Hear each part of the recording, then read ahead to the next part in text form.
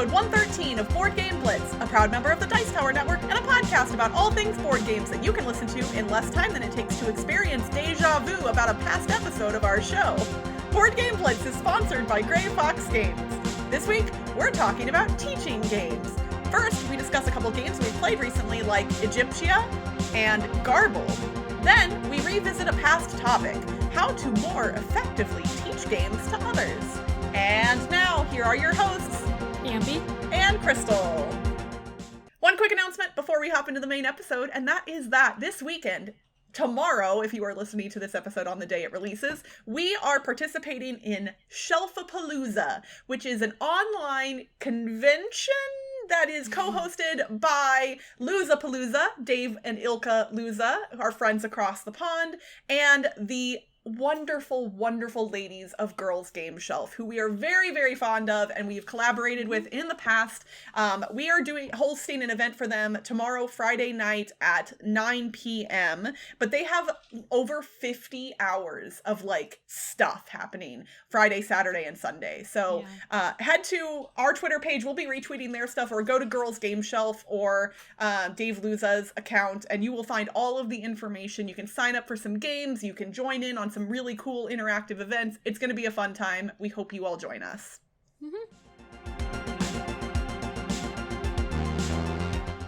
Recently, I've been playing some roll and write games on Twitch, on our Twitch channel, and I've been playing some free print and play roll and write games. So recently I played Egyptia, designed by Stephen Aramini. And he's an actual game designer, right? He's designed published stuff. See. I think he's designed to publish stuff. Yeah, okay. Oh, he's designed Sprawlopolis, Circle of the Wagons, Yardmaster. So yes, he's designed some other games. Very cool. But yeah, this one's still free. Egyptia is a free print and play roll and write game that uses polyhedral dice. It was an honorable mention winner in Gen Cant 2019's design contest. I think the design contest was you use polyhedral dice to make a roll and write. So there's a bunch of those that I haven't played yet, but I have played Egyptia, and I'm going to play the other ones soon. But anyways, in Egyptia, you are gathering resources and then building different buildings on this little hex grid map. To get the resources, you roll dice. So there are columns and rows on this resource board, and when you roll the dice, the numbers show where you can put each die, and that the column is the resource type, and then the row is the building type. So you pick one column, and then the dice in that column indicate how many resources you get. So if there's 3 dice in that column, you can get 3 resources.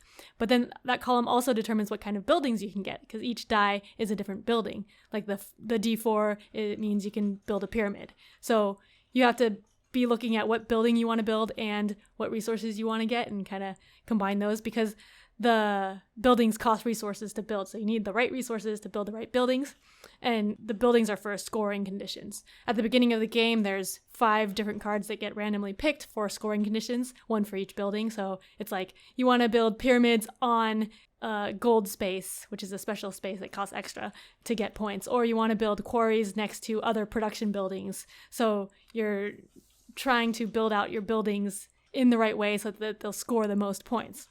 So it's a lot of planning ahead and resource management.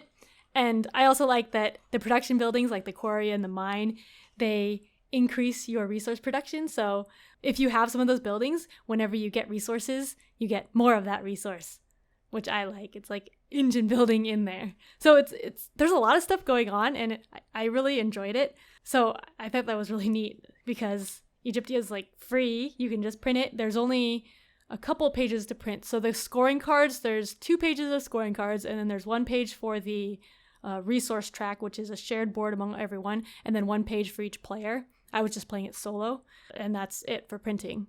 So if you want to try out a pretty good print and play, roll and write, resource gathering and building game, then Egyptia is really good.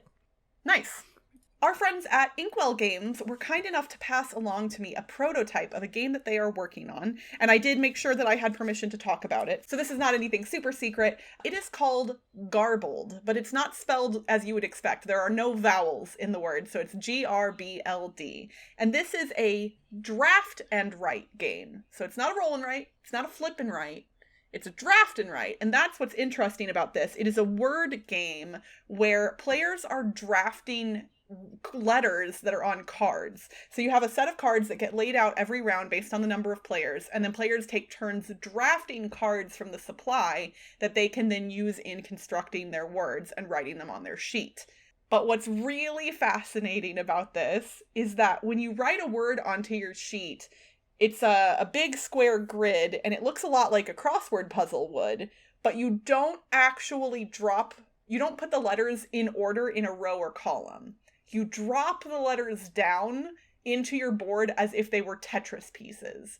So if there are blocks written on your board, the letters won't end up next to each other. They end up kind of all over the place, like stacked on top of previous words or blocks, which is part of the reason why it's called garbled, because at the end of the thing, you have a block full of letters that are just like nonsense. So I'm showing this to Ambie on our webcam right now. Like, it doesn't make any logical sense on your sheet at the end, but it all came from real words. As you complete rows, you unlock bonuses, and if you are able to complete certain conditions, like if you stack a consonant on the same consonant, so if you like an H falls onto an H, you get to unlock bonuses for that. And the same if there are special blocks on your board that if you put a vowel into them, you also unlock bonuses. So this is like a lot of roll and write games in that you do stuff to unlock bonuses, which will help you do more stuff. It's not as chainy as something like Gone Shown Clever, but it kind of has that feel that like, ooh, I'm going to do this, which lets me do this, which lets me do this. And you all know I love word games, and I also designed a game kind of crossword puzzle-esque, and so this game gives me so much joy. It is really fun to play, and it feels unique from a lot of other word games. The one thing for me that was tough is because the word or the letters are on cards and there's 2 letters per card, one on the top and one on the bottom. And generally, unless you have a bonus that'll let you break it, you can only use 1 letter per each card.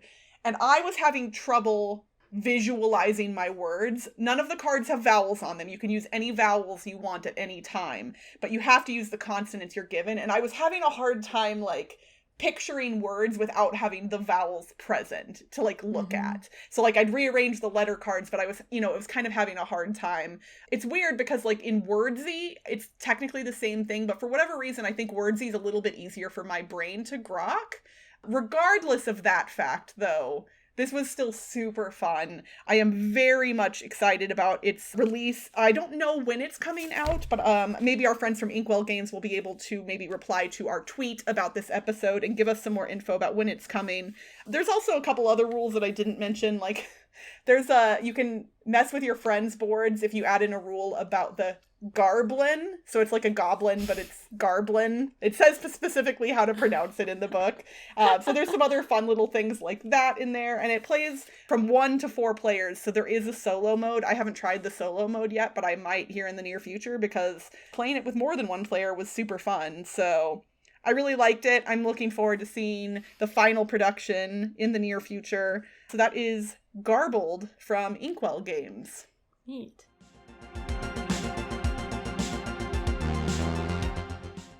Ambie, you know what we've done a few times in the past? And we also did today? What, Crystal? I don't know if our listeners are aware, but after you make a certain number of episodes of a podcast, all things related to that podcast start slipping out of your brain. And Ambie and I were like, what should we discuss for this episode? And I don't remember how we came around to it, but we thought, talking about how to teach games sounds like a really good topic. We should do that. And we prepped notes and we got all ready to record. And then I realized that we did this topic in episode 62 in 2018, about 2 years ago. Yeah, 2 years ago was a long time, though. Honestly, 2 years ago was like a millennia ago because this pandemic has been lasting for like a decade, easily. Those two things don't match, but you know what I'm talking about. Regardless, we considered calling an audible and switching topics, but I actually think that even in just the past 2 years, I've learned a lot about my own ways to teach games and ways that I necessarily don't do but think would be beneficial for myself and others in teaching games. Mm-hmm. I may have learned some stuff, but this last year I haven't even... You sound so confident. Yes. I feel like I've learned nothing in the last year because like gaming has just stopped for a year. That's kind of a good point. But admittedly, not everybody's been listening to our podcast since 2018. So maybe we'll have some new people. And if not, I have some stuff to share here that I did not share in episode 62. So let's get into it. Just to give some people some background, Ambie, do you enjoy teaching games? No. And I do not either, generally. So we're the best people to ask about this. Well, but honestly, I think that almost makes us better, because if it was a thing that we loved, we kind of wouldn't care how we did it, you know? But I think since it's something that I don't love to do, I try and be more thoughtful about when I do it. I don't know. Maybe that's just me. I guess, yeah. Like, if I'm going to do it, then I have to make sure I do it well, which I don't know, maybe that's why I don't enjoy it as much, because it's stressful. I would agree. For me, it's also stressful. I am always worried, not always, I'm sometimes worried that my teaching of a game will create a suboptimal experience for somebody else in the game. Like, let's say they don't like the game, but maybe that was caused by my teaching it, or they don't have fun, you know, like, and that isn't necessarily always the teacher's fault. Yeah. But I think we're going to go through some things that at least we think might be good things to keep in mind when you are teaching a game. And I think some of those things will help mitigate some of that stress, at least for me personally. Yeah, I think the thing that helps me the most with that stress is knowing the game well. So it helps if it's a game that you already know and love and have played a lot. Like back when I was still at work, I would teach my coworkers games because we played at lunch sometimes, and so they would be games I'm familiar with and have fewer rules because they're just lunchtime games, and so I was more comfortable teaching it because I'd played them a lot. So just being comfortable with the game, it makes it easier to teach. Absolutely. And that might be part of the reason why I say I don't enjoy teaching games, because when my game group was still meeting up before the pandemic, we are the type, I've mentioned this before, that we're the type of group that likes trying new games. So I often would like get a game in the mail and take it to game night, 2 days later. And sometimes I will have tried to read through the rule book or do some other stuff, but often I was coming in mostly blind to some of those teaches, and that's obviously not the ideal way to do it. Yeah, but if you are coming in blind, then I recommend not just reading the rule book out loud, because most people find it difficult to learn that way. Like hearing the rule book read out loud. Yeah. I've struggled with that for sure, but it's tough because if you don't have any familiarity, there's kind of no other touch point, and so you almost have to some degree. I've done that in the past where I've skimmed through the rule book, but then I often miss little rules if I do it that way. Yeah. Like when we go to convention, or when we went to conventions, Toby and I would learn new games, and so one of us would read the rule book and then teach it to the other one. So you can either read sections of the rule book and then like summarize that section as you read it, or read the whole rule book and then teach. So those are like two different ways to do it, but not just reading it word for word, like just trying to summarize what you learned from reading, I guess. I also have totally been guilty of setting a game on a table and pulling up a how to play video on YouTube and playing said video for the people at the table. Like, let's all learn That's together. That's what they're for, right? I mean, honestly, Rodney Smith is really good at teaching games and tends to go over like most of the nuts and bolts that you need to know about most games. So I sometimes let Rodney teach for me, and that's one of the ways I like to do it. So if you are teaching it and you have read the rules before, what is like the structure that you go through when you're teaching the game? I will say I don't always stick to this as closely as I would like, but if I'm familiar with a game, the way I try and approach it is give people the overarching theme and objective first, which we discussed when we discussed this in episode 62, that like give them the objective first, because when you're giving people the little details without them understanding what the final goal is, it's sometimes hard for them to visualize why they'd be doing those things. So when you give them the ultimate goal first, then the other stuff can be put into context. So for me, I think breaking a game down into its phases from big to small can be beneficial. So you're talking about the goal or the objective, then what happens in a round, then theoretically what happens in a phase, if there's phases within rounds, and then what happens on an individual player's turn. Because if you start with the small, if you start with the turn first without the larger context, I think it's hard for people to visualize why they would be doing certain things. Yeah, I agree. Because, yeah, if you're just starting at the turn, I've had people try to teach me that way before, and then it's like, why am I doing this? What am I trying to accomplish by doing this? So I couldn't connect it to, like, why I would be doing that. So I want the goal first, and then, yeah, what you said. Yeah, the touch points within the game. Yeah, because if you just say, oh, so on your turn, you place 4 workers on the 10 buildings. Okay, sure, but, like, why? Yeah. And then you can, like, say the rounds and the overall objective quickly at the beginning, just so people get a feel for it. And then as you get back to it, you can go over in more detail. Like, after you've gone over the turn, then you can say, and okay, repeat, this happens at every round, and then that's how you win at the end of the game again. Drill it into them. Yes. And to your point, like, if I'm teaching something that I'm familiar with, I will also offer up basic strategy to new players if they want it. Like, I'm not going to force that information onto people, but at least for me personally, I find it sometimes helpful when I'm playing a new game to have an experienced player say, you know, here are a couple of the options that might be good for you to do on your first couple turns. Like, kind of just a, like, especially if it's a game where you do have a lot of options, it's nice to be given a little bit of direction, because otherwise you end up in that situation where if you have a whole bunch of new players, everyone's just staring at the board and kind of like, I just don't know what to do right now. Like, with that unfamiliarity kind of breeds a lack of confidence in decision making. So I like being told, these are a couple of the good things to do early on. Like, you're going to want to gather some resources so you can do those other things. And I'll be like, oh, okay, I'm going to go get some food then. And then, you know, move on from there. Yeah, and also if you're comfortable with the game, then you can also emphasize which rules are ones that are often overlooked. Oh, that's a really good point.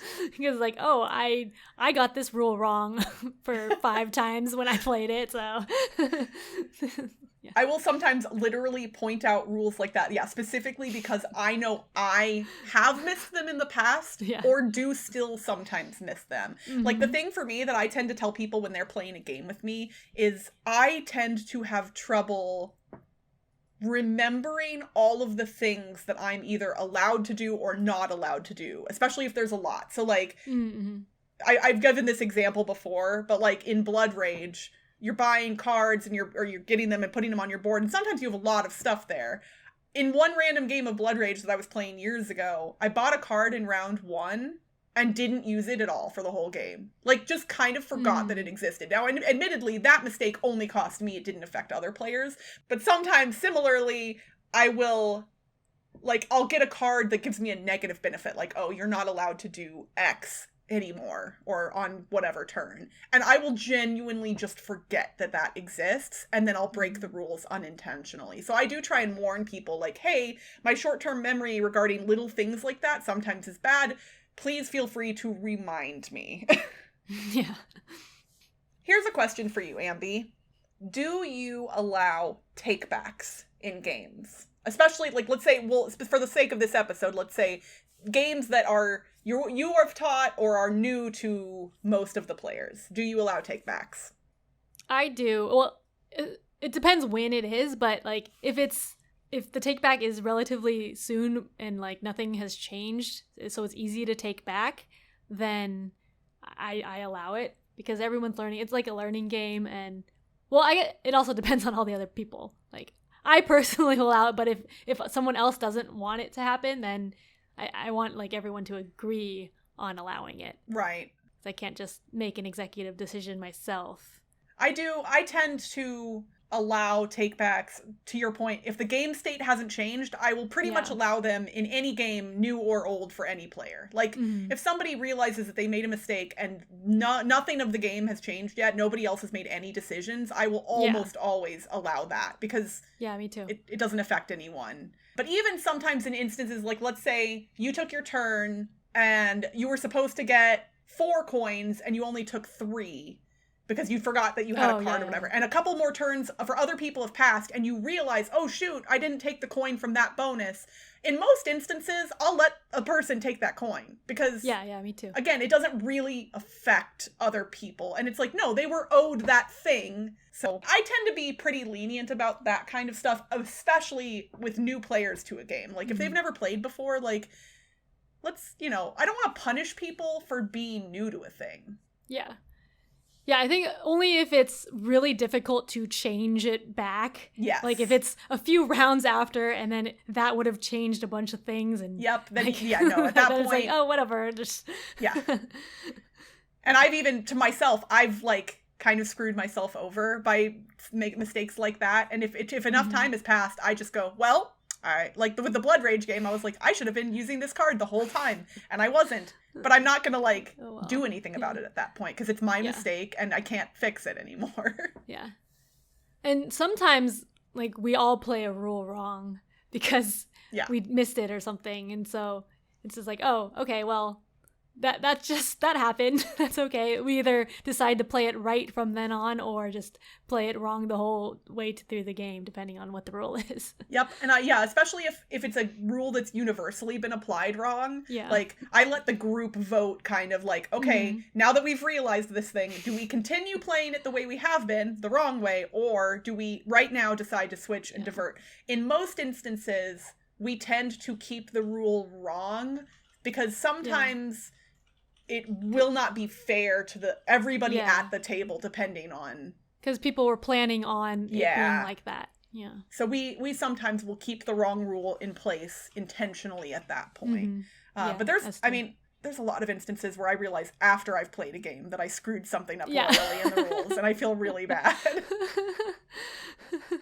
Of course, this flies against my own advice here, in which I say, if you're going to teach a game, read the rule book. And I have taught so many games without reading the rule book. I admitted this in a recent episode, that, like, somebody will teach me a game and then I'll just go teach it to somebody else. And I have propagated wrong rules that way in more instances than I am probably even aware of. Basically, our advice is to not do what we do. Yes, please. No, do better than us. Read the rule book. Watch a how to play video. Get to know the game. And, just be better than us. Yeah. So I think when most people think about teaching games, they think of what you have to do beforehand and during the teach. But something that I was thinking about was how you can improve your ability to teach games by thinking about it after the fact as well. Yeah, that's interesting. Yeah, you want to leave a good impression in people's minds, or at least I would. Want to leave a good impression in people's minds, which is like why we're both stressed when we teach people, because we want them to enjoy the game. So after the game, we want to like try to ensure they continue having a good time. Like, good game, everyone be happy. Yeah. Something that I have started, I did start doing, obviously pandemic gets in the way of all of this stuff, but like, if I was teaching a game and only like 1 or 2 players were new to it, often those players are not going to win the game. Just, based on the way games work, players that are familiar are often probably going to have better odds of winning. I try and always point out something strategically that was good that those players did, and not do it in a like condescending way, like, oh, that move you made, that was really good. Like, not like that, but like, oh man, when you grabbed those boats in round 3, I thought you were gonna run away with it. Like, something like that, just to kind of, because sometimes when people lose a game on their first play, I think a lot of people don't mind that, but some people are kind of bummed, like, oh, and I got last place, now I must not be good at this game. But like, that's not the case if it's a new game. Yeah, that's a good idea. I think that would really help, because I think a lot of people also, if they win a game, then they tend to like it more. I honestly believe that to be true. Even for myself. I don't want that to be true. Yeah. But it's easier to have a positive impression of a game that I've won. Yeah.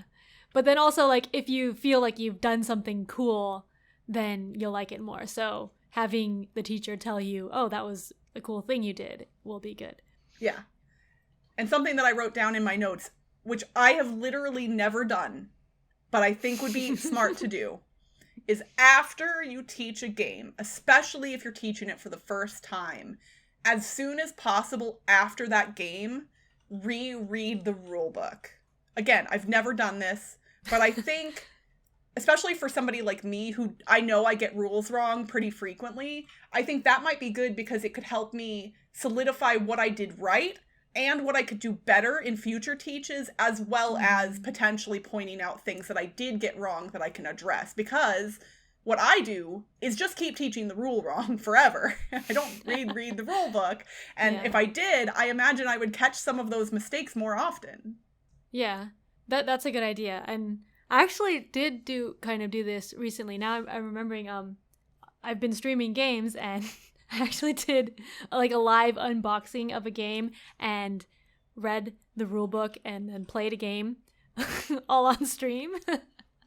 So I learned and then kind of taught it on stream, but I just like skimmed through it. So I was kind of like learning while playing, which is not a great way to teach a game, but it was like a quick game. And then I reread the rulebook afterwards, which was a good way for me to learn it too, because I had already kind of like played through a game and kind of understood what was going on, knew what questions I was wondering about, and then I could reread the rulebook and be like, oh, okay, this is what it is. And then, that makes sense. And then I was able to teach it to Toby, and we played. Oh, very cool. Yeah.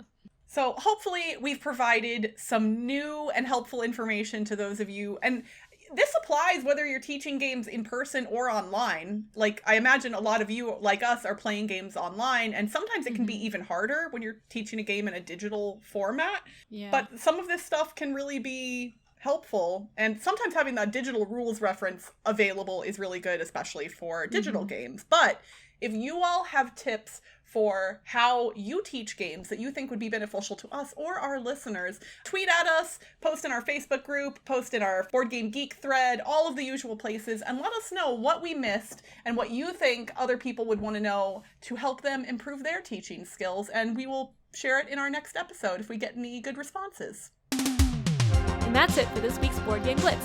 Visit our website, boardgameblitz.com, for video and blog content, as well as to get links to all our social media pages. This episode was sponsored by Grey Fox Games. For the month of September, you can get 20% off your order of all non-exclusive items sold at greyfoxgames.com by entering the promo code BLITZTIME at checkout. Not sure what to get? Grab yourself a copy of Run, Fight, or Die, a competitive zombie folk game designed by Richard Lanius. Grey Fox Games. Quality games cleverly crafted. Support our show and get cool perks for as little as $1 a month by visiting patreon.com/boardgameblitz. As a patron, you'll get access to pre-edit recordings and our private Slack channel where you can chat with us and other Blitzketeers every day. Our theme song was composed by Andrew Martin. Technical support provided by Kobe Mount. Board Game Blitz is part of the Dice Tower Network. Until next time, she plays the games till she's won. I play the games cause it's fun. She plays the games for good fun. We play the games cause we're lucky. Bye everyone! Bye!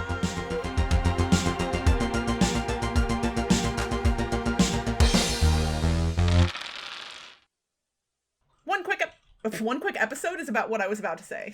One quick you said episode. That before. I have. Oh, you're gonna want to gather some resources. I just flung my microphone cord. But sometimes, similarly.